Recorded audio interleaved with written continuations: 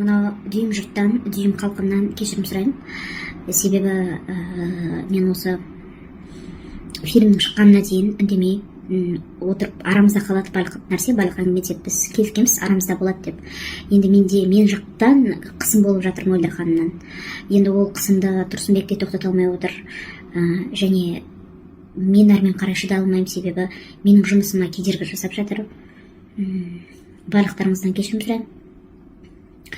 Және менің үндеуіме Тұрсынбек те қарсы болған, бірақ менің жұмысымның тоқтап қалуына байланысты мен осы үндеуімді қара халқыма жіберіп отырмын.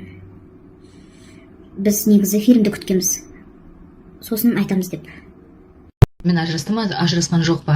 Көптен бері мен оқырмандарым сол кісінің дата рождениесін жіберіп жатыр.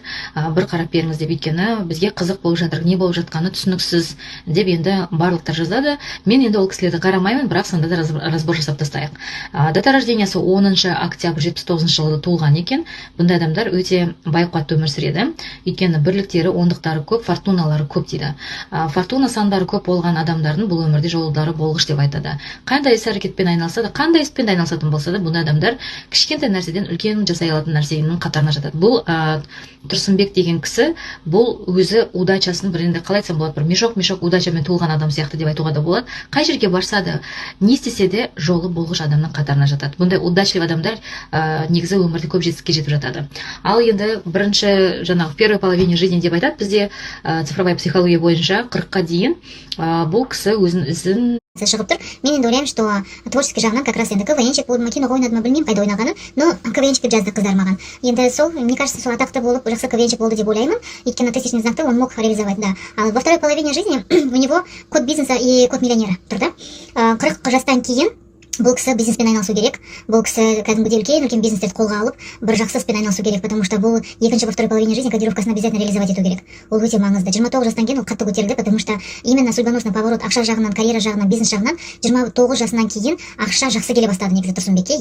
Одан кейін 29 жасында кішкене кейін следующий год высокий риск любовного треугольника. Сондықтан да енді Тұрсынбек Қабатовқа біз не айтамыз, қылтын-сылтын қылып ақшам бар екен деп талдан етіп ондай болмайды, ертең отбасына қатты әсер тиюі мүмкін. Қазір білмеймін қандай жағдай болып жатыр, бірақ кризисный состояние бар семьясында. Түсінбеушіліктер бар, өйткені бізде ай санына жауап беретін сандар 7-7 шығып тұр екен. Бұл енді кризисный состояниеға жауап береді. Одан кейін 46 жас болғаннан кейін кішкене отношениялары бұзылып тұр. Шыны керек солай шығып тұр, өйткені сандар енді солай айтады. Бұл цифровая психология ғой. Бұл нақты, например, әр адамдар түсінбейді, неге жақсы отбасы болып келатқан кезде ажырасып кетеді, анау болып кетеді, мынау болып кетеді деген сияқты. Оның бәрі шығып тұрады. Бұл жерде көбісі хайп деп бірдеңе деп жазып жатыр, сол рас па дейді. Негізі білмеймін, хайп үшін сөйтіп ажырасып сондай істейме. Мне кажется, хайп емес. Шығып тұр жизненный программаларында 46-47 жастарында высокий риск развода 75-80%-ке шығып тұр. Егер де екеуі отношениямен жұмыс істеп, барлық қиындықты бірге жеңіп, жаңағы қарым-қатынасты сақтап қалатын болса, онда ол периодтан шығып кетуге болады. Өйткені менің клиенттерім арасында енді осындай сандар шығып жатса, енді -5 деген кейбіреулері шыдамай, кешіре алмай ажырасқандар да бар, кейбіреулері отбасын сақтап бірге өмір сүріп кеткендер де бар. Мен өйткені всегда айтамын, ол өздеріне байланысты деген сияқты. Ал енді маған енді жаңағыдай деп енді реализовать етті деп ойлаймын өзінің фамилиясын, потому что фамилиясында родовая кармасы, родовая программа деп айтуға болады. А так керемет, например, актер деп шығып тұр. Былай қарайтын болса, фамилия жағынан 888 шығып тұр, таланттары шығып тұр. Өте керемет дизайнер де бола алады, актер, продюсер, оператор, телеведущий. Мне кажется, если осындай профессияда жүрген болсам, мне кажется, он уже реализовал себя. Енді білмеймін, Тұрсынбек Қабатов ол жаңағыдай цифровой психологтарға барды ма, ол өзінің миссиясын білді ма, предназначениесін білген жоқ па, мен білмеймін, бірақ өзінің жолында жүрген адам. Өзінің миссиясын, предназначениесін нақ орындап жүрген. Ал енді ошибкаларын қарайтын болсақ, кармический узелді қарайтын болсақ, бұл жерде 21-4-10 деген код тұр екен. Бұл жерде ең басты бұрынғы воплощениясында его очень сильно задавили, контролировали, он не смог реализовать себя. Осы жолы енді воплощениеда өмір келгеннен кейін он должен был реализовать себя на сцене.